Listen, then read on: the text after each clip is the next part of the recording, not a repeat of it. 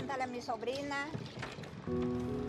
Yo sé pelar pescado, yo le puedo sacar la víscera, yo puedo hacer otras cosas, pues menos eso de pescar. ¿Y qué costo tienen los uniformes?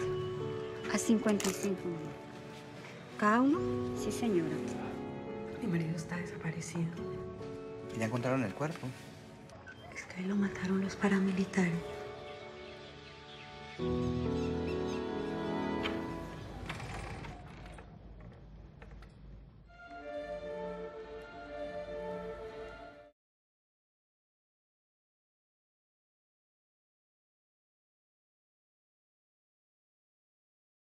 Bueno, los silencios para mí es el sonido de la muerte.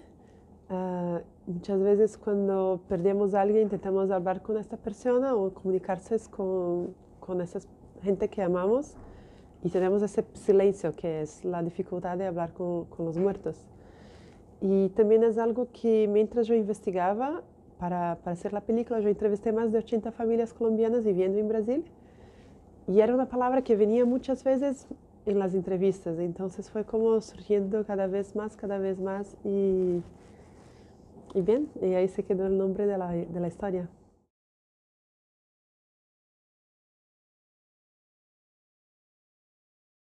Yo creo que cada mirada es única de una cierta manera, pero la manera como creciste, una cultura o la fisicalidad también de cómo nos socializamos desde niñas, hace con que tenemos distintas formas de mirar al mundo y yo creo que eso de una cierta manera se imprime en la película. Entonces, bueno, vas a ver una protagonista en mi película que tiene un cuerpo que es muy distinto del cuerpo de muchas mujeres protagonistas en cine. Quizá protagonistas, porque muchas veces las películas hechas por hombres blancos, que es la mayoría, como 80-90% de las películas hechas, las protagonistas ni siquiera tienen nombre o muchas veces los personajes femeninos son solo, ¿cómo se dice?, escadas para que los personajes masculinos tengan sus jornadas de, no sé, de héroes de una cierta manera. Y entonces yo soy guionista y directora de la peli y también productora. Y la directora de fotografía es una mujer, la directora de arte es otra mujer, la montadora es mujer, ¿cómo se dice?, del vestuario también es mujer. Tenemos un equipo mayoritariamente en los cabezas de equipo mujeres. Y yo creo que para mí se muestra esta jornada de esta heroína, de esta protagonista mujer latinoamericana de una manera mucho digna.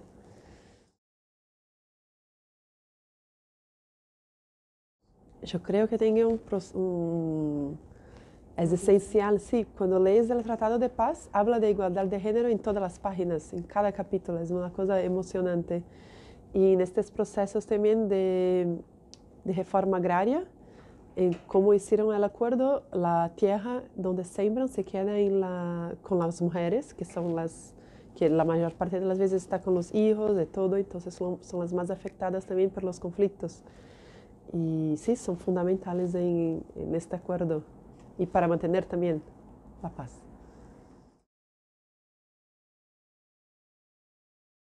A mí me gusta muchísimo trabajar en esta mezcla.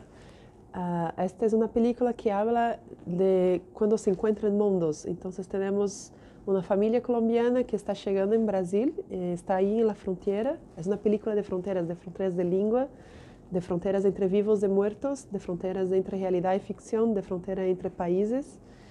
Y para mí me gusta muchísimo el frescor de escribir guiones para gente que puede actuar de una cierta manera lo que ya vive ahí. Entonces, cuando yo estaba haciendo la investigación, encontré este lugar, entrevisté a las personas que vivían ahí, me enteré de su lucha para se quedar en este lugar, de su vida, de su cosmología, y ahí volví para reescribir el guión y tenerlos a ser ellos mismos. Entonces, la abuelita es de verdad la abuelita, el presidente de la isla es de verdad el presidente de la isla de la fantasía, y los niños viven ahí, a pesar que Fabio es peruano, y la mamá y el papá que son los dos grandes actores. La mamá es Marleida Soto, que es una tremenda actriz colombiana, y el papá es Enrique Díaz, que es un grandísimo actor brasileño que ha nacido en Perú y crecido en toda América Latina. Entonces, para mí es algo que me gusta muchísimo.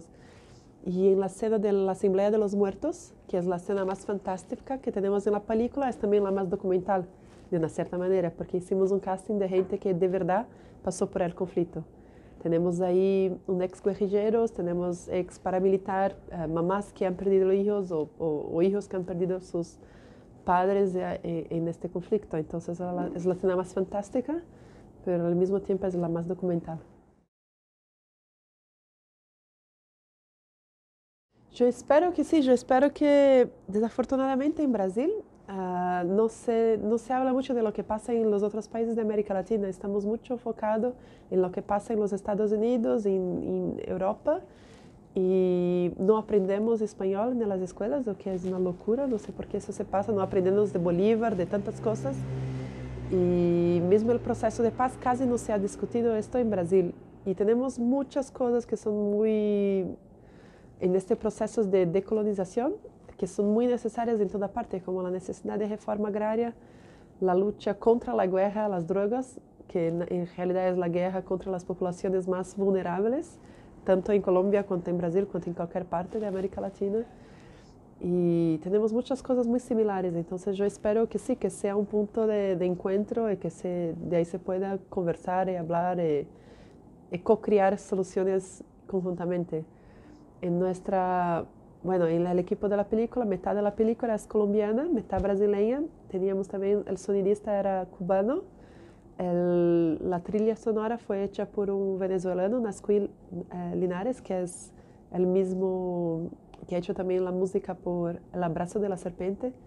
Entonces, en Brasil decimos que era una película de verdad latinoamericana, porque tenemos gente el niño es peruano, el papá también es peruano y brasileño, entonces tenemos gente de toda parte de ahí.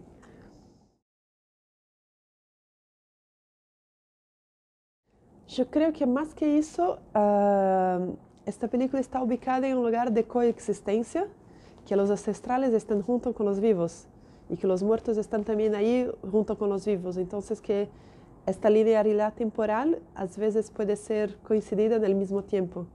Entonces tenemos gente hablando, español, portugués, hay una parte también indígena, pero están todo ahí confluyendo en esta misma isla.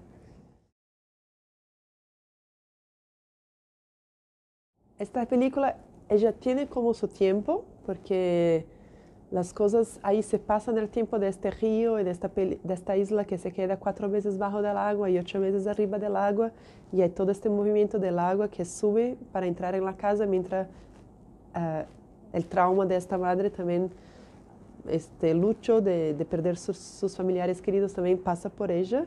Entonces tiene este tiempo de luto, cuando uno pierde a una persona querida, como si es casi un tiempo fuera del tiempo, como dirían los mayas.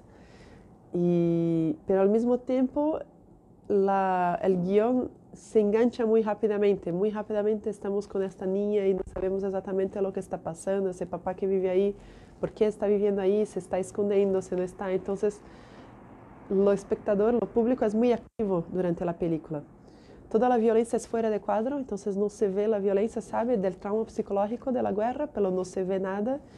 Y esto hace también con que el público pueda imaginar muchas cosas y puede participar de verdad en la creación de la narrativa que está ahí siendo sugerenciada.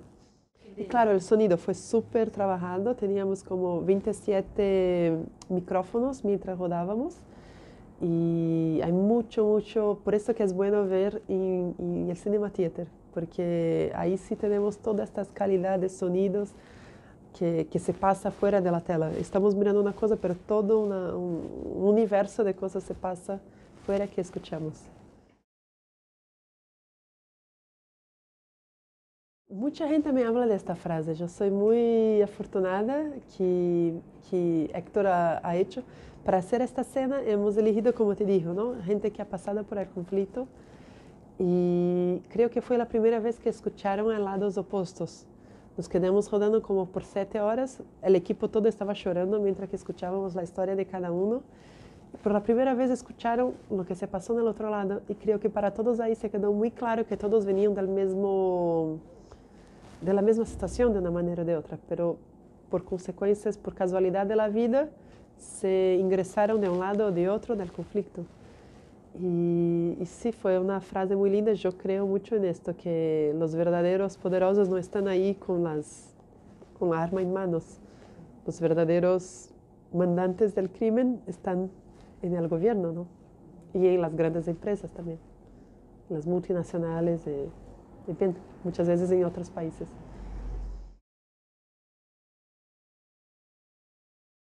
Estoy ahora terminando un documental que he hecho con los contadores de historia y mediadores de conflictos de Mali en África.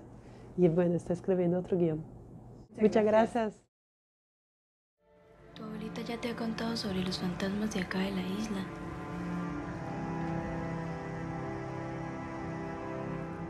Hay muchos y tienes que tener cuidado.